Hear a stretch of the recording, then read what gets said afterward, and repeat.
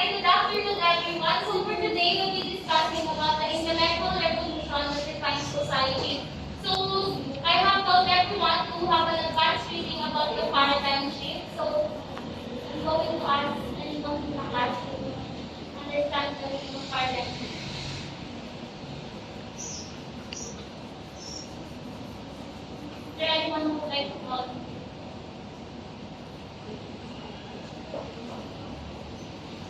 Okay. Side. The meaning of paradigm. Paradigm is in favor of obtaining all the commonly accepted views about the subject, conventions about what direction research should take and how it should be performed. Correct. So for today, our learning objective, at the end of this lesson, students will be able to define intellectual revolution, identify what is intellectual revolution, and that defines society, and explain the paradigm shifts, how the intellectual revolution changed the way humans see the world. So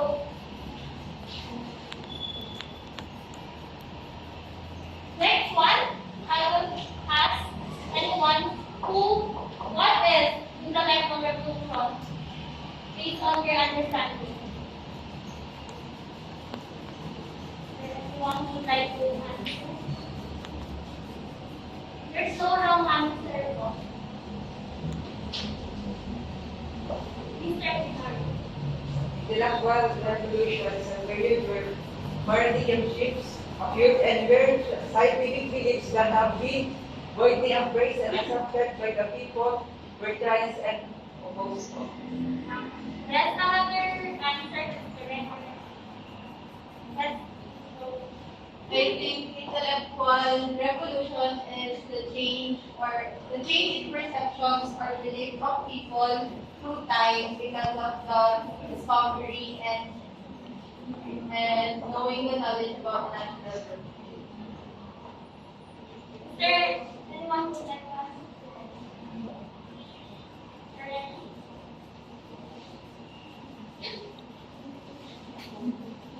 Okay, next. So intellectual, so it refers to an individual who possesses and uses reason, knowledge, and critical thinking skills in an innovative and influential way. So next one is, what is revolution? Based on your understanding. What do you think is revolution?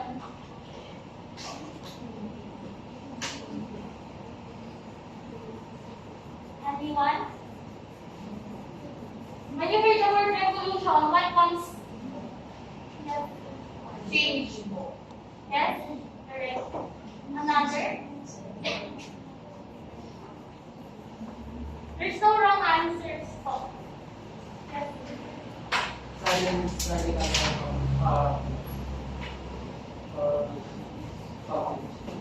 Yes, that's correct. So, revolution, it refers to radical and fundamental change in prevailing ideas, values, and beliefs and way of thinking. So, we have said that paradigm shift is a major change in basic concept and practice in a particular field or discipline. It occurs when new ideas or theories replace existing ones, fundamentally altering the way people think and understand. So, who can read the following?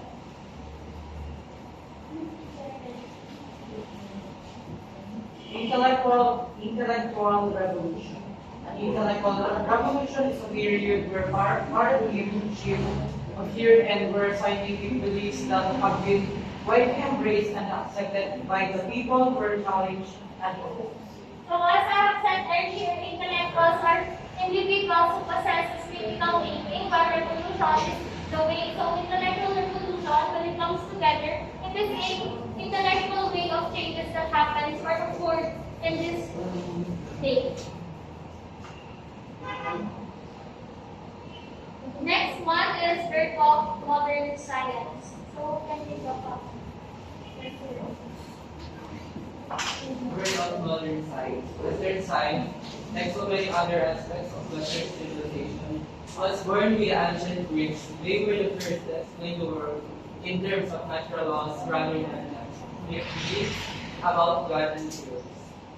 So here, the individual who is famous in the Western science is Aristotle. So this person should be civil or those individuals who possesses great knowledge, and one example of that individual is Aristotle. So first of modern science, Aristotle 384 to 322 BC was a Greek philosopher and polymath who lived during the South period of ancient Greece. He was a student of Plato and tutored Alexander the Great.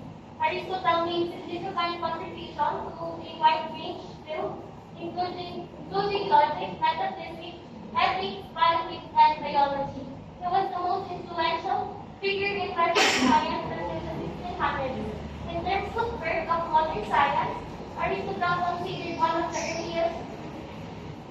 earliest natural philosophers, and his work laid the foundation for the development of scientific thought in Western culture.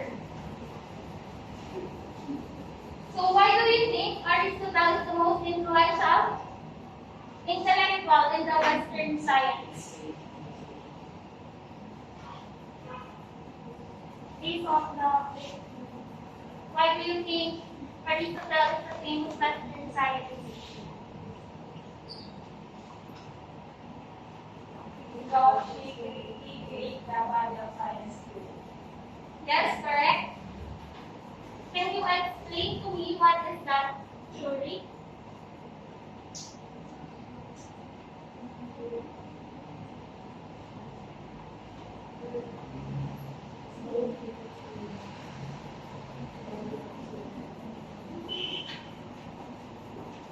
This theory is the natural law. Who can explain to me what is the natural law?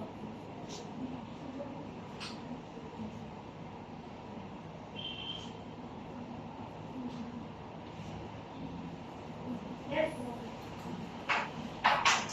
The theory of natural law states that humans possess and instinctive sense of the right and wrong that governs our reasoning and will. Yes, that's correct. So Aristotle's theory of natural law was based on his belief in teleology, which holds that the universe has a purpose and that everything in it has a specific role to play in achieving that purpose.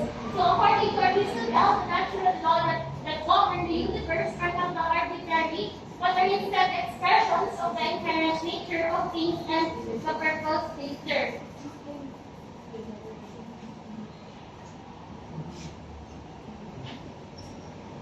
So Aristotle believed that the natural laws governing the behavior of objects were derived from their form and matter. For example, he believed that the natural law governing the behavior of a rock was fall towards the ground because of its heavy solid form. Similarly, he believed that the natural law governing the behavior of a plant was to grow towards the sun because of its innate desire for light and warmth. Aristotle also believed that the natural law were not static, but were instead always in a state of becoming, as the universe itself was constantly changing and evolving. So this means that the natural law will change over time as the universe changes, and the laws that apply in one area might not apply in another.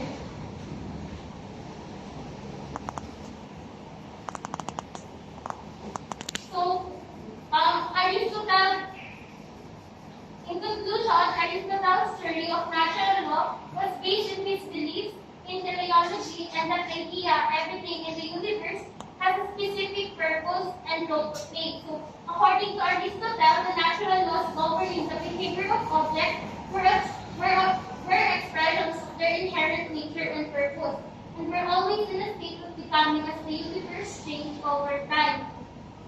So Aristotle's theory made sense when taken in logical order. However, there are several factors that were both to overthrow Aristotle's theories and preserve it. So what are those factors? Can someone explain what are those factors? You can use the PowerPoint. Give me the factors. Who can give me the factors? Who can give me Aristotle who preserved it?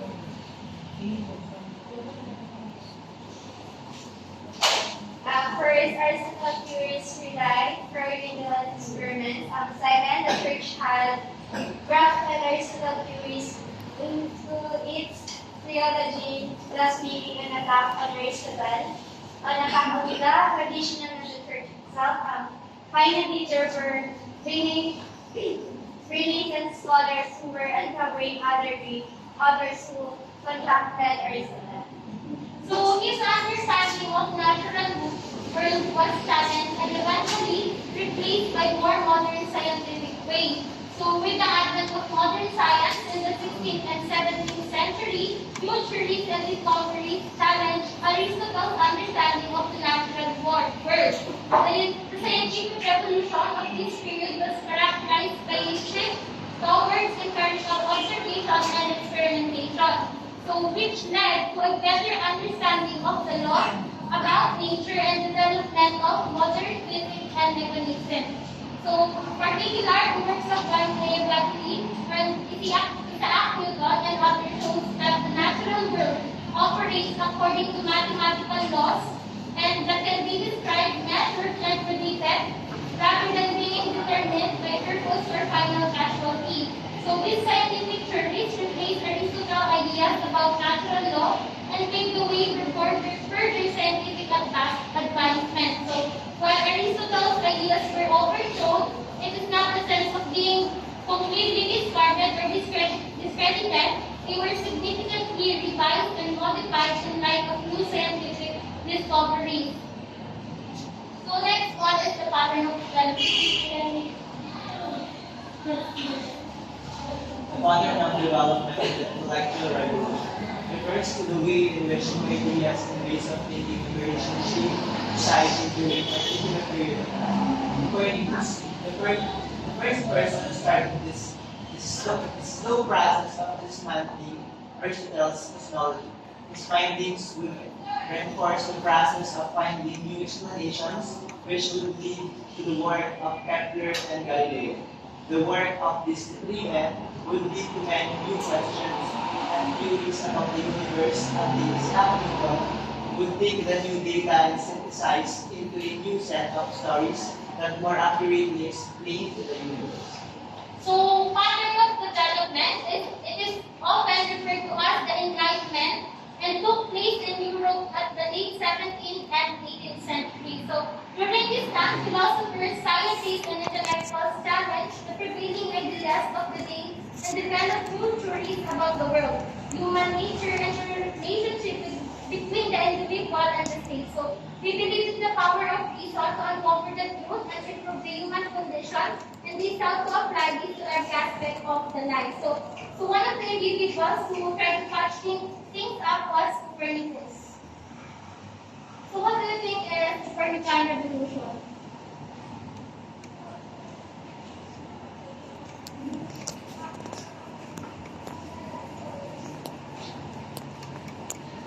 Based on your grade 6 memory state, what do you think is Copernican revolution?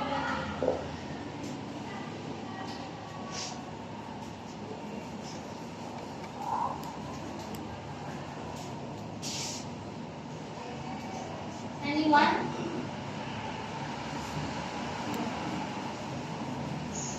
Yes. Describe the cosmos as having stationary that universe to the heliocentric model, the sun at the center of the solar system. Yes, that's correct. So today we'll be talking about the life or about Nicholas Copernicus. Okay. Who would like to read? Anyone from this side? Yes. Nicholas Copernicus was a Renaissance era mathematician and astronomer who is thus known for his revolutionary heliocentric model of the universe. Born in Poland in 1478, Copernicus studied law and medicine, but also had a strong interest in astronomy. Was a Polish scholar working at the University of Padua in northern Italy. He is considered a pioneer of modern astronomy and his work laid the foundation for the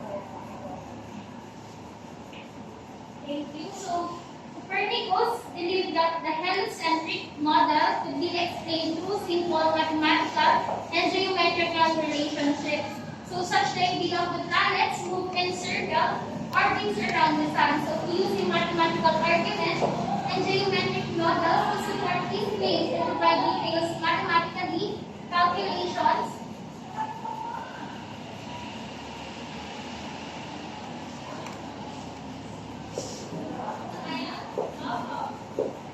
Mathematical arguments and geometric models support these claims and provide detailed mathematical calculations to demonstrate the relative position and motions of planets in solar system. So, in this book, the revolutionary or views celestium or the under-revolution of the celestial sphere, Copernicus proposed a heliocentric model of the universe.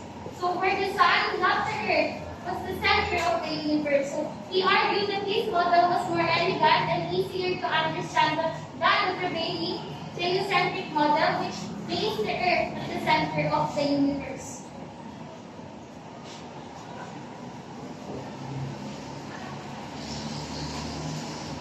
Let me draw out.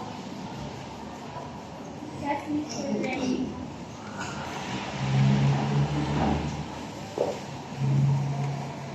The problem he wrestled with was the paths of planetary orbits. Through the centuries, close observations had shown that heavens do not always appear to move in perfect. Uninterrupted circle, rather they sometimes seem to move backwards in what are known as retrogrations. Copernicus' solution was geometric. Copernicus' intention was not to create a new theory, but to get back to even older ideas by such Greeks as Plato and Pythagoras, who believed in heliocentric or sun-centered universe. So again, from what I have said earlier, what is heliocentric model? Yes, please.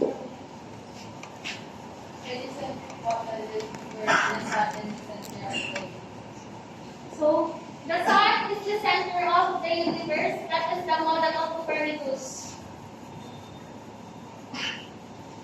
Yes. This is the heliocentric model where the sun is the center of the universe. So, the sun leaves the sun rather than the earth at the center of the solar system. That is history is all about.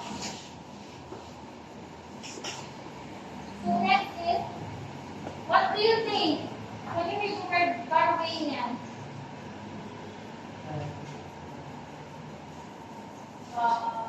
You want to do Yes, correct.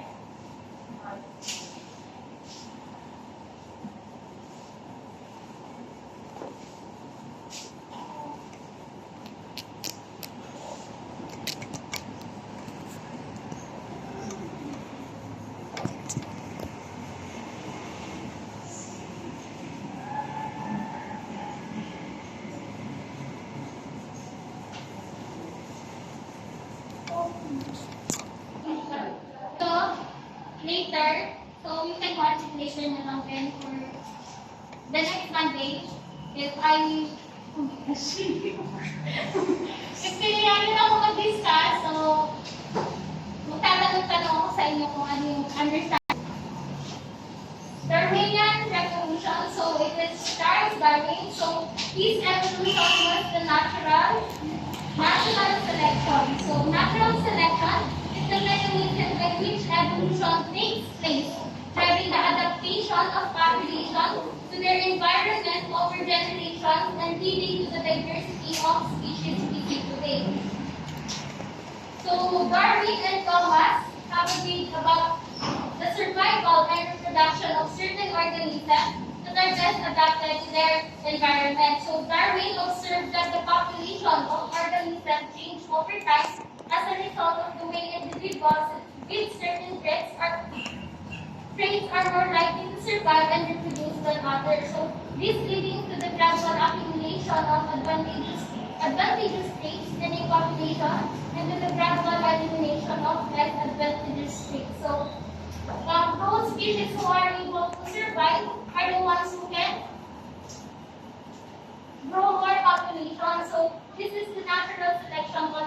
So this is the Darwinian revolution. So Darwin formulated history after observing the variation and diversity of species in his 5-year voyage on the HMS Eagle, and upon his return, he spent several years collecting evidences, developing his ideas.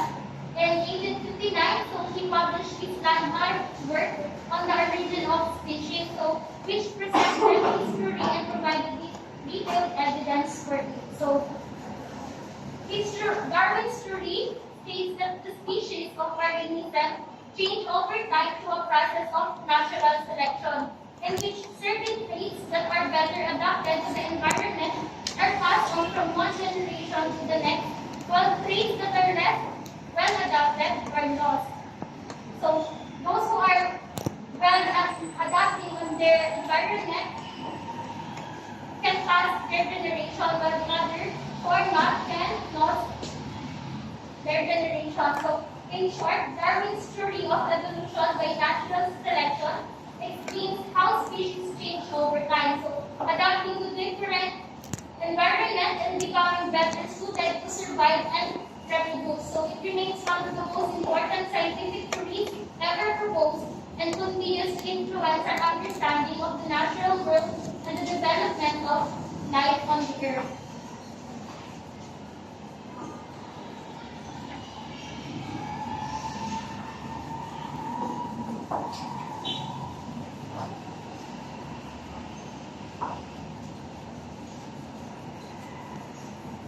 So can I read the PowerPoint?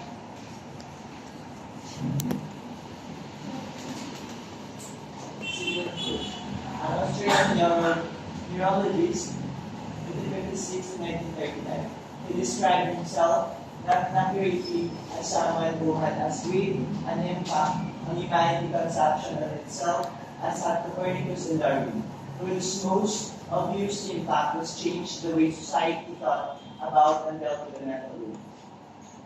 Sigmund Freud, he considered himself as leveled popularity with Copernicus and Darwin. So he invented his psychoanalysis, person with mental illness, so he considered it as crazy person. So research on treating mental illness was primarily concerned with discovering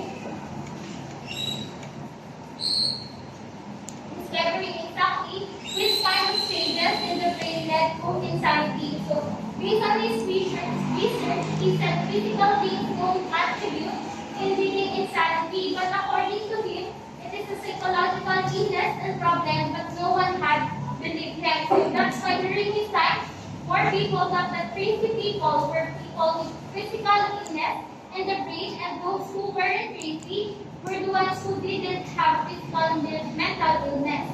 But all these views changed about crazy people when he invented psychoanalysis. So, have you heard about the psychoanalysis? Based on our first semester, which was taught by Ma'am.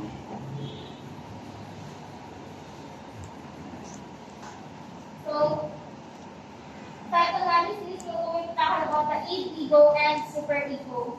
So, from the previous discussion from Ma'am Mean, who remembered the meaning of id?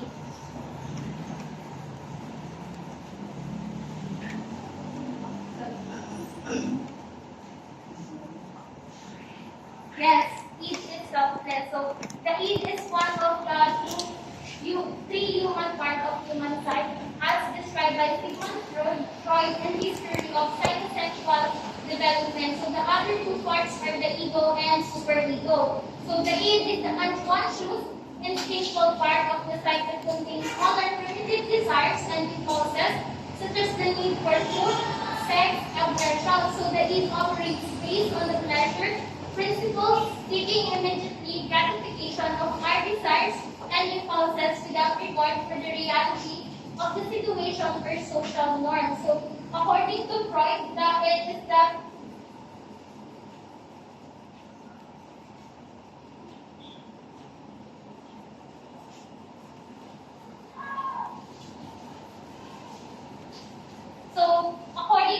Freud, it is the most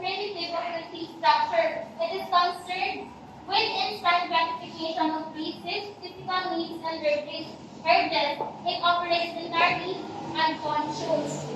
So it is not guided by reason or the reality principle, and it has no regard for the consequences of its actions. So the id is governed entirely by unconscious and is not under the control of conscious ego. So it is in conflict with the superego, which represents our internalized moral and ethical values, and with the ego, which mediates between the id and superego and seeks to find balance between fulfilling the desire of the id and the demand of the superego. So, can we meaning of ego? Any hands?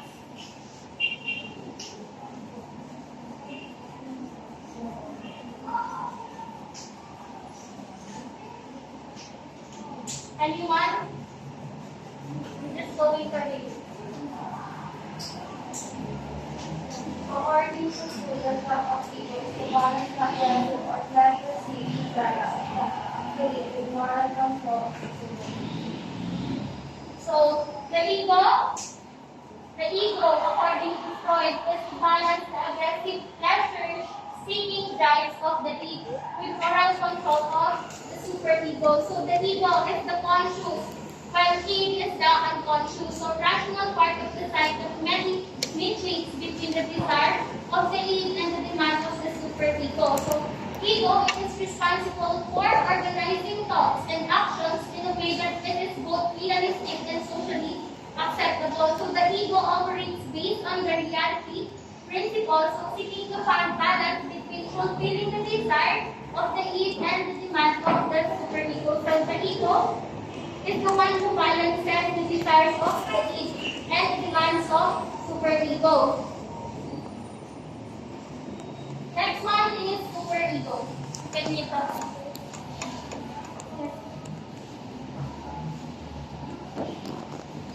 Superego concerns with social rules and morals, mostly conscious, partly unconscious, similar to what many people call consigned, are their moral standards. It develops as a child learns what their culture considers right and wrong.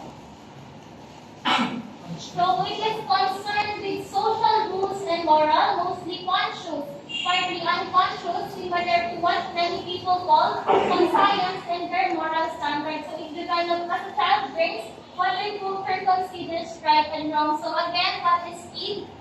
Is it conscious or unconscious?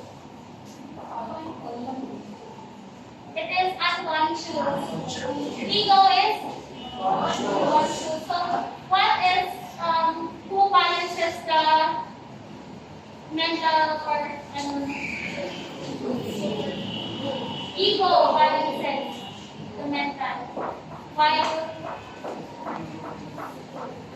superego humihingi siya ng demand.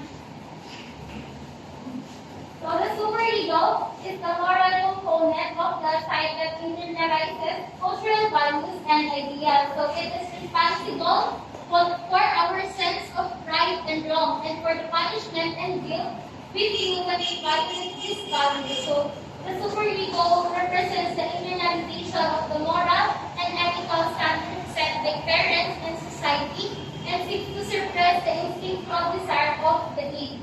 So according to Freud, the superego develops during the later stage of the childhood as children internalize the values and ideals of the people around them. So it serves as a whole science of the psyche, guiding behavior in a moral and ethical direction.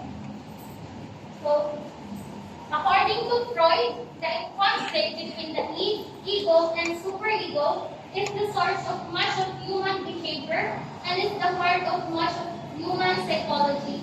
In healthy individuals, the ego mediates the conflict in a way that allows for fulfillment of basic desires while also maintaining social order. In individuals with psychological problems, this conflict can become intense, leading to neurosis and other forms of psychopathology. So a person with strong ego who has a rapid personality neuroses, what we not think of anxiety and depression or unhealthy behavior.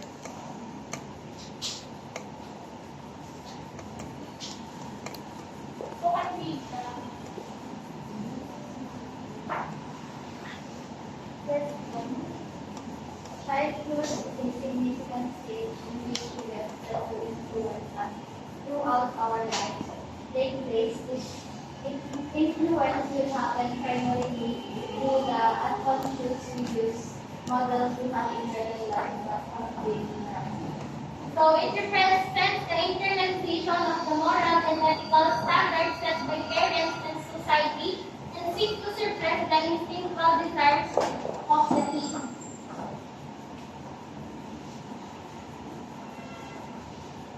So let's have a read the topic.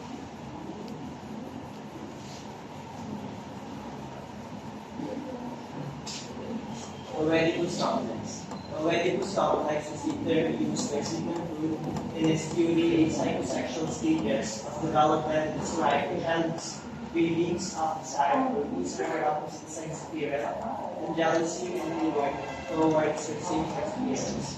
Essentially, the boy feels that he is competing with his father for possession of his mother. According to Freud, children view their same-sex parents as rival for the opposite sex parents' attention. So the Oedipus complex is a term used by Sigmund Freud in his theory of psychosexual stages of development to describe a child's feeling of desire for his or her opposite sex parents and jealousy and anger towards the same sex parents. So essentially, a boy feels that he is competing with his father for possession of his mother. So according to Freud, children view their same sex as rivals for the opposite sex parents' attention and affection. So this sexuality is very present and can have consequences in the case of the boy. For example, competition with the father for the love and of the mother can stimulate them grow. So this can make the boy want to imitate the father and try to overcome him. So the idealization of the mother can make the boy find people similar to his mother attractive when it comes to relationship. So next one is extra context. I think the PowerPoint.